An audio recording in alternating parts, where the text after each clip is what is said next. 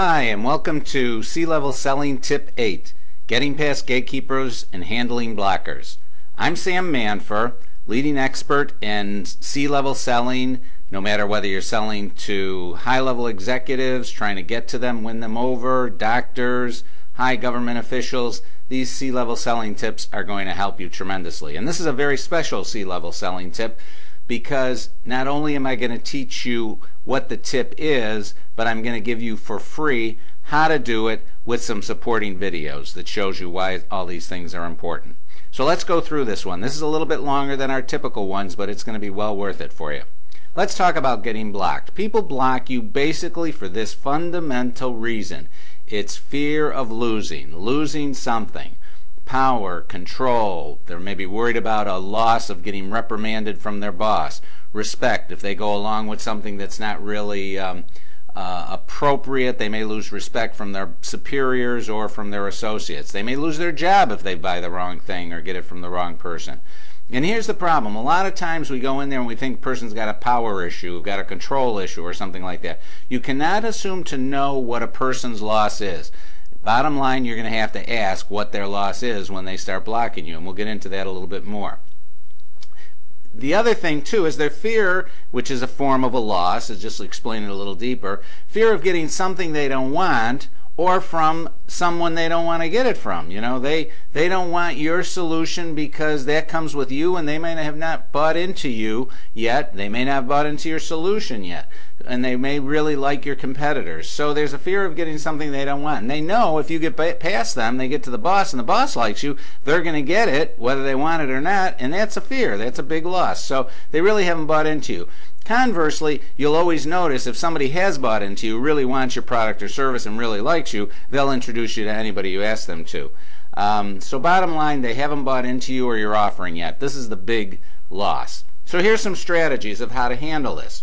First, remove the fear. Once you know what their fear is, then you have to structure a strategy to show them how they shouldn't be afraid of it. Like, for example, you know, your peers are going to respect you. Other peers, you give them, you know, testimonials, bring them to places and things like that.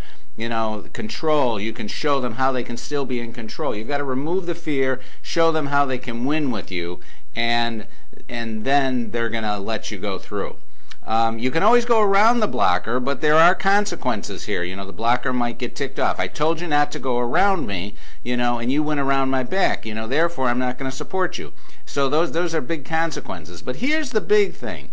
And the biggest thing, the biggest block that most people have is that you tend to block yourself.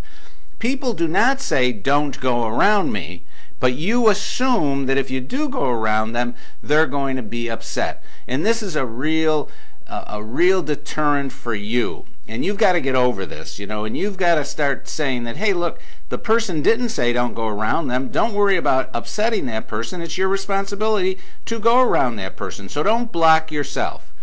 But if the person says don't go around them, then it's a hard block. Now, the other thing, too, is you can go along with the blocker. I've done this a number of times. It's just not right. You know, that your coach is telling you don't go yet, you know, things are really bad. But this can cause delays. So those are your three basic strategies, and there's a lot of sub-strategies that you can play off of these, but in general, these are the strategies. Now, here's the common situation, which happens with most people, is you can't get past the gatekeeper. You're blocked. You're getting frustrated. You tend to acquiesce to the person. You know, you're just not asking questions. You don't really ask why the person is blocking you. And you don't want to say, why are you blocking me? But you want to start saying, you know, it seems like you're losing something by letting me go by. What is that loss? What are you worried about? Or say it in your own words. Now, here's the resulting problem. If you don't, you're stuck without a clue of what to do. Your success or failure is going to lie with this person. You don't have other ports of entry, and so you're just stuck there. You know, you're just going to have to wait. You have no idea or control if your message or your offering is getting through to the key level decision makers or to anybody else, or it's just stuck with that blocker.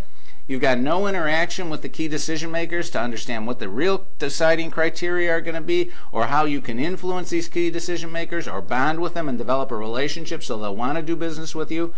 Now, if you hound the blocker, it could become really annoying, and the more annoying you are, who wants to work with an annoying person? They'll go to your competitor. But if you avoid the blocker, it could stall your progress further.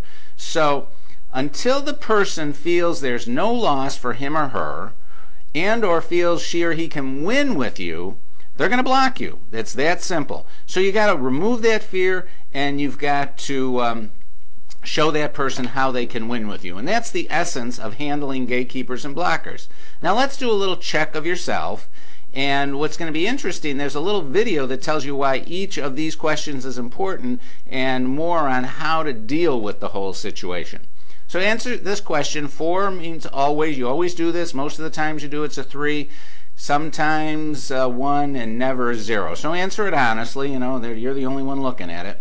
When someone at a lower level says there's no need to go beyond him or her, do you immediately think that this person has bought into you, or has not bought into you, or your solution yet?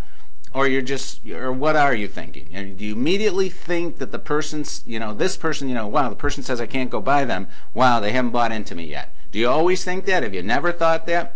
Score it. Number 2, do you ask, in order to learn, what the person's perceived loss is? For example, why he or she feels there's no need for you to go further up in the organization or out, in the organization. How often do you ask yourself that? What's the person's perceived loss? Never, 0, always, 4, or somewhere in between. 3, do you ask the person to tell you what it will take for him or her to buy into you? How often do you do that? The person saying, no, I don't think I'm going to let you go by me. There's nobody else you need to see. And so you say to them, well, what's it going to take for you to buy into me? It seems like you're concerned about something. What's it going to take? You haven't bought into me yet. How often do you ask that question? Never? Usually? Sometimes?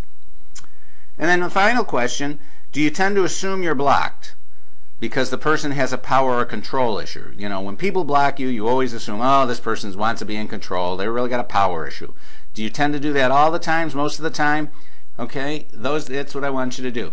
Now, each one of these questions, there's a video I'm going to show you on the next slide that you can watch, a less than a 2-minute video to show you how to, why these questions are important, and then I'm going to show you in the next slide how you can handle all these things a lot more appropriately. So let's score yourself. Now this is a complicated scoring thing. You may want to stop the video here and just figure this out. 1, what was your answer to 1, plus 2, plus 3? What were your answers? How did you score those? Subtracted from 4. And 8 or more is a good number. That means you're in good shape, and you can always learn more, but you're in pretty good shape, and I applaud you. Less than 8 means you need to work on this. And here's how you work on it. What can you do to help yourself with blockers? And here's the thing, there's a free ebook, free, absolutely free. You just go to this website, clevelsellingtips.com, and there's a free ebook there that works you, not only tells you what the problems are, recites a little bit of the kinds of things we do, there's a good narrative in there, and then there's the take it to the street section. There's the suggestions and ideas of what to do. It's really going to show you how to implement the ideas that I've talked about in this video. And you'll also see up here, starting to show up here, 4 little boxes or text messages that are links. You can click on these links and it'll show you these videos of each of those 4 questions, why they're important and how you can learn from them.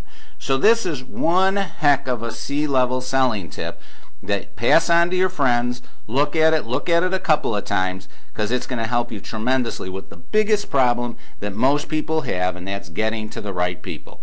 Okay? Hope you enjoy it. Good selling, and look for you on the next tip.